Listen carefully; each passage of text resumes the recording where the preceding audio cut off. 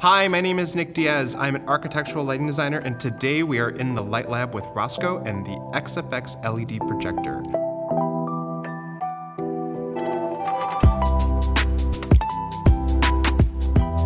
Behind me is one of the recipes I created with Rosco called Spooky Trees, and today we're gonna show you how to make it. Over the past month, I've been working with Rosco on creating some new effects for the XFX projector, and today we're gonna show you the tips and tricks to make the most out of your recipes. All right, so now let's take a look at the fixture and put our templates in.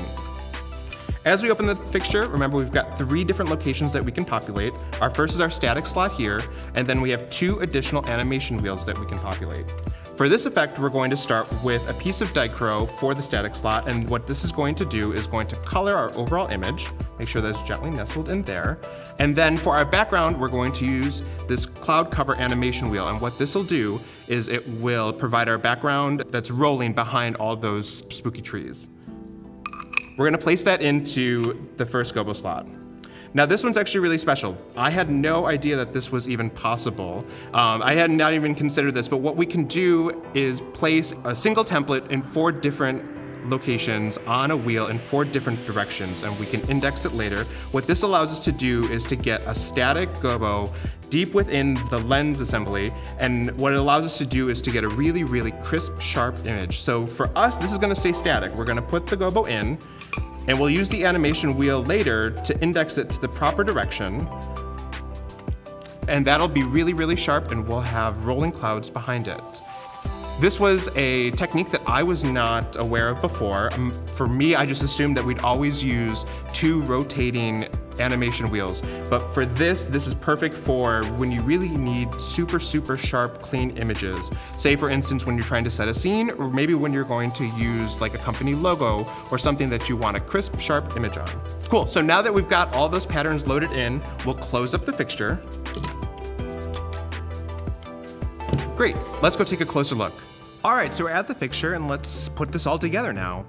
When we start with this fixture, remember we've got that custom 4-way pattern. We put the same image on that custom gobo in 4 different directions to allow us to be able to rotate the fixture any way we wanted.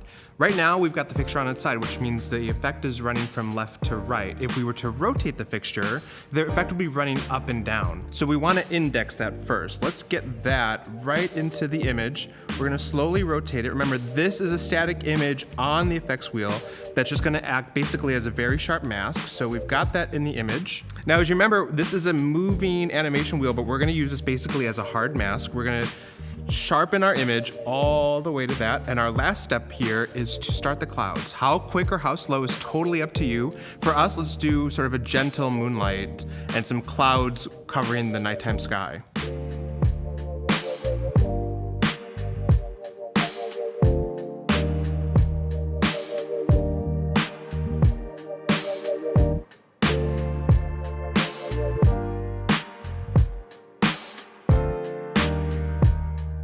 I could totally see this effect used in like a theatrical production where maybe you needed a scene outside of a window. The great part about having a fixture like this is we can control that cloud speed. So over an entire scene, you could have the clouds start up, slow down. Honestly, they could start not moving at all. And as the scene progresses, you can add them in later. I could also see this being used maybe in an architectural situation where we replace the trees with some other piece that we want super sharp and have another image floating past it.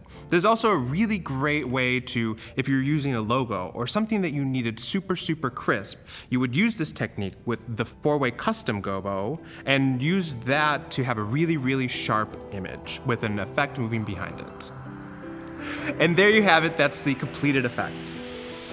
So I hope that you've learned something today, and I hope that you've picked up on some of these tips and tricks and our techniques here. Do you have an idea for a recipe? Or maybe how you would use this one? Tell us in the comments below. Check out our other videos where we're gonna show you so many other ways to take your Rosco XFX recipes to the next level.